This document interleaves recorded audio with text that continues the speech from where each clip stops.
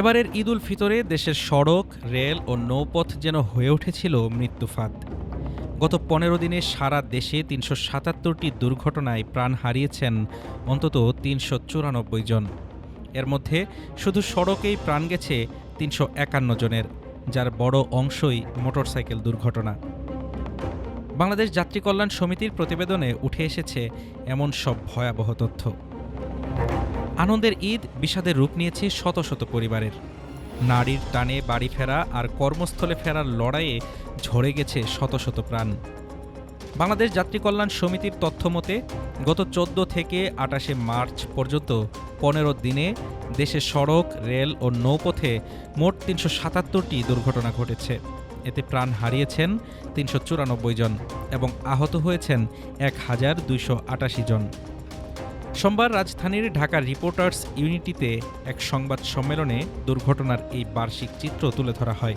সমিতি জানায়, গত বছরের তুলনায় এবার দুর্ঘটনার হার বেড়েছে প্রায় ৯% এবং প্রাণহানি বেড়েছে ৮%-এর বেশি। পরিসংখ্যান বলছে, বরাবরের মতো এবারও দুর্ঘটনার শীর্ষে ছিল মোটরসাইকেল। মোট দুর্ঘটনার ৩৬% ছিল বাইক কেন্দ্রিক। ১২৫টি মোটরসাইকেল দুর্ঘটনায় প্রাণ হারিয়েছেন ১৩৫ জন।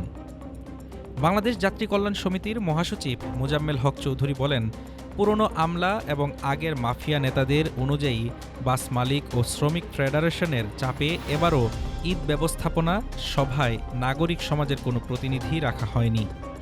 ফলে জনস্বার্থ উপেক্ষিত হয়েছে এবং অব্যবস্থাপনার কারণে দুর্ঘটনা বেড়েছে। দুর্ঘটনার ধরন বিশ্লেষণে দেখা যায় ৪৩% দুর্ঘটনায় ঘটেছে জাতীয় মহাসড়কে। এছাড়া যানবাহনের তালিকায় মোটরসাইকেলের পরেই রয়েছে ট্রাক, কাভার্ড ভ্যান এবং বাসের নাম। শুধু পঙ্গু হাসপাতালেই এই সময়ে ভর্তি হয়েছেন ২,১৭৮ জন। রেলপথে ২৩টি দুর্ঘটনায় ৩৫ জন এবং নৌপথে ৮টি দুর্ঘটনায় নিহত হয়েছেন ৮ জন।